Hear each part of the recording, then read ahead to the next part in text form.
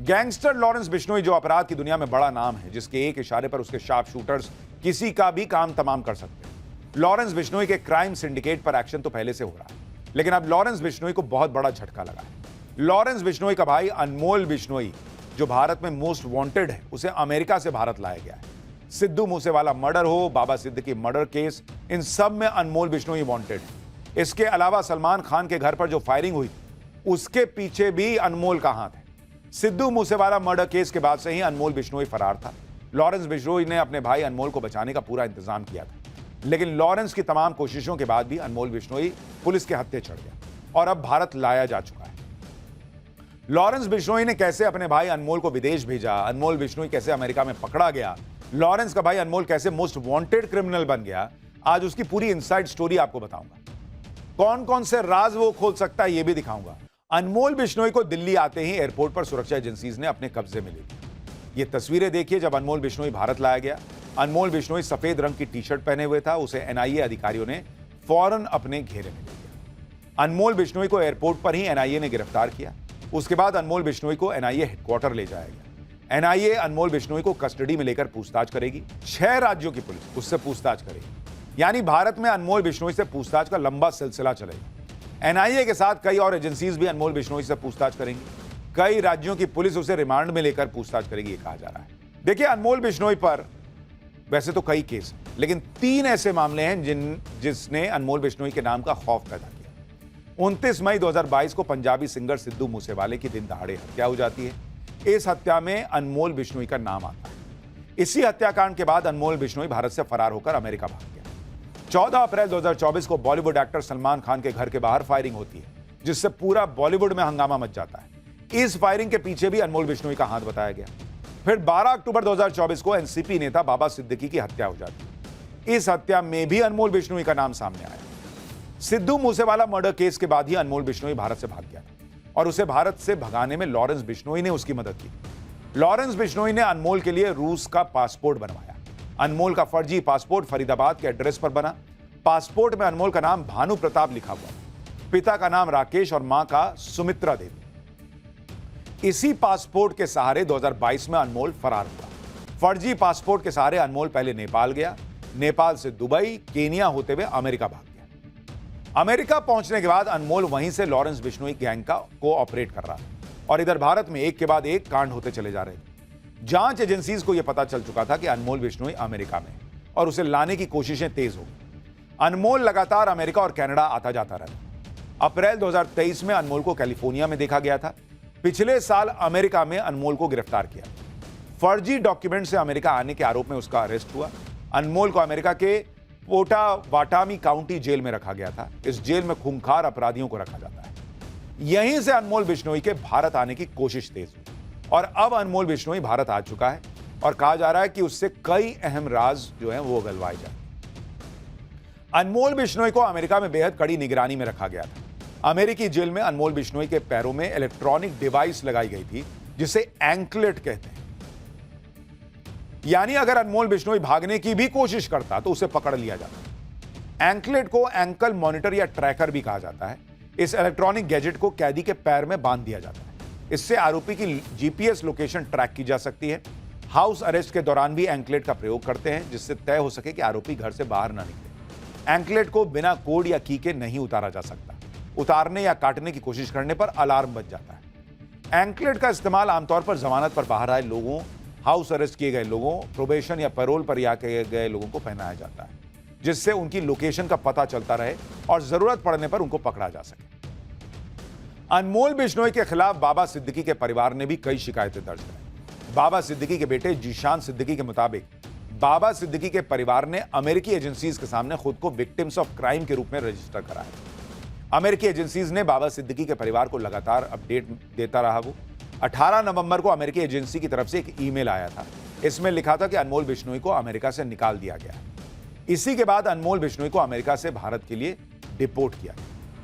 अनमोल बिश्नोई को भारत लाया जाना सुरक्षा एजेंसियों के लिए बड़ी कामयाबी है, क्योंकि लॉरेंस बिश्नोई की शह पर अनमोल बिश्नोई ने कई कांड किए। वो एनआईए की मोस्ट वांटेड लिस्ट में शामिल है। अनमोल बिश्नोई अमेरिका में बैठकर लॉरेंस का गैंग चला रहा था। अनमोल बिश्नोई पर भारत में 10 लाख रुपए का इनाम था। 26 साल के अनमोल बिश्नोई पर भारत में कुल 18 केस हैं। हत्या, हथियारों की तस्करी, उगाही, धमकी देना, सब तरह के केस। अनमोल बिश्नोई अमेरिका से लॉरेंस के शूटर्स को आदेश देता था और अमेरिका से ही लॉरेंस गैंग के मेंबर्स तक पैसा पहुंचाता था। अनमोल बिश्नोई भारत में एक बार गिरफ्तार भी हो चुका है और राजस्थान की जोधपुर जेल में सजा भी काट चुका है, जहां से 7 अक्टूबर 2021 को वो जमानत पर बाहर आया था और फिर अमेरिका निकल गया। अनमोल बिश्नोई ने जो अपराध किए हैं उनमें सबसे बड़ा कांड है बाबा सिद्दीकी की हत्या करवाना। 12 अक्टूबर 2024 को यह हत्या हुई थी। मुंबई के बांद्रा के खेरवाड़ी सिग्नल पर बाबा सिद्दीकी की गोली मारकर 3 शूटर्स ने हत्या कर दी थी। बाबा सिद्दीकी के मर्डर की जिम्मेदारी लॉरेंस गैंग ने ली थी और पुलिस ने इस मामले में करीब 26 आरोपियों को गिरफ्तार किया था। बाबा सिद्दीकी हत्याकांड में गैंगस्टर अनमोल बिश्नोई वांटेड घोषित हो गया था और हत्या के दौरान शूटर्स के साथ वो संपर्क में था।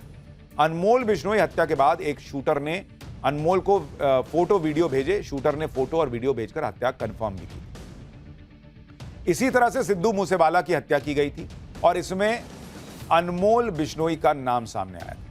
29 मई 2022 को सिंगर सिद्धू मूसेवाला की हत्या पंजाब के मानसा में गोली मारकर की गई थी। हत्याकांड के बाद अनमोल का नाम चर्चा में आया। लॉरेंस ने तिहाड़ जेल में से मूसेवाले की हत्या की साजिश रची। अनमोल ने गोल्डी बराड़ से मिलकर साजिश को अंजाम दिया। लॉरेंस बिश्नोई का भतीजा सचिन भी हत्याकांड में शामिल था। हत्या को अंजाम देने से पहले मूसेवाला की रेकी की गई थी। रेकी करने के बाद शूटर और हथियारों का इंतजाम हुआ। दिल्ली ब्लास्ट की जांच का focus suicide bomber doctor Umar के नेटवर्क पर है। डॉक्टर उमर को लेकर कई बड़े बड़े खुलासे हो चुके हैं। उसके कई अहम करीबी पकड़े जा चुके हैं। डॉक्टर उमर का वीडियो भी सामने आ चुका है जिसमें वो सुसाइड बॉम्बिंग के बारे में बता रहा है। आज सुसाइड बॉम्बर उमर का एक नया खुलासा हुआ। जांच एजेंसीज के सूत्रों के मुताबिक 10 नवंबर को लाल किले के पास ब्लास्ट करने से पहले काफी देर तक कार में घूमने के दौरान आतंकी डॉक्टर उमर किसी हैंडलर से बात कर रहा था। ब्लास्ट की सही जगह चुनने को लेकर आतंकी उमर की हैंडलर के साथ बातचीत चल रही थी। सूत्रों के मुताबिक ब्लास्ट के लिए सिंबॉलिक जगह की तलाश की जा रही थी और आखिर में इसके लिए लाल किले को चुना गया। सूत्रों का दावा है कि पहले लाल किले के अंदर पार्किंग में ब्लास्ट करने का प्लान था, लेकिन सोमवार को लाल किला बंद होने की वजह से पार्किंग में भीड़ नहीं थी, इसलिए पार्किंग में ब्लास्ट का प्लान कैंसिल हुआ। सूत्रों का यह भी दावा है कि आतंकी उमर ने लाल किले की पार्किंग में कार में बैठकर बम को असेंबल किया। बम असेंबल होने के बाद आतंकी उमर पार्किंग से निकला और भीड़ के बीच पहुंचकर उसने ब्लास्ट कर दिया। सुसाइड बॉम्बर उमर फरीदाबाद की अल फलाह यूनिवर्सिटी में पढ़ाता था। इसे लेकर भी नया खुलासा हुआ कि कैसे उमर ने यूनिवर्सिटी में पढ़ाने के दौरान अपना टेरर नेटवर्क खड़ा करने का काम किया। जांच में पता चला है कि दिल्ली में आत्मघाती धमाके से 10 दिन पहले आतंकी डॉक्टर ने नूह में घर किराए पर लिया। सूत्रों के मुताबिक इस घर को विस्फोटक इकट्ठा करने और दूसरी जगहों पर सप्लाई करने के मकसद से किराए पर लिया गया। किराए का घर लेने के लिए आतंकी उमर ने इलाके के 2 मुस्लिम युवकों शोएब और रिजवान को पैसे का लालच दिया। सूत्रों का दावा है कि शोएब और रिजवान ही आतंकी उमर की जरूरत का सारा सामान किराए के घर तक पहुंचाते थे। ब्लास्ट में इस्तेमाल की गई उमर की कार की मरम्मत भी इन्हीं दोनों ने करवाई थी। सूत्रों के दावे के मुताबिक ब्लास्ट से पहले 10 दिन तक आतंकी उमर किराए के मकान में ही रहा, एक बार भी बाहर निकला ही नहीं। यह भी खुलासा हुआ है कि आतंकी डॉक्टर और पढ़े लिखे युवाओं को अपने टेरर नेटवर्क से जोड़ने में जुटा रहा। इसके लिए आर्थिक तौर पर कमजोर और अलग अलग वजहों से परेशान लोगों को टारगेट कर रहा था। सूत्रों के मुताबिक ऐसे लोगों का ब्रेन वॉश करने के लिए फिलिस्तीन का उदाहरण देकर उन्हें कट्टरपंथी विचारधारा से जोड़ा जाता था और फिर उन्हें सुसाइड बॉम्बर बनने के लिए तैयार करने की कोशिश होती थी।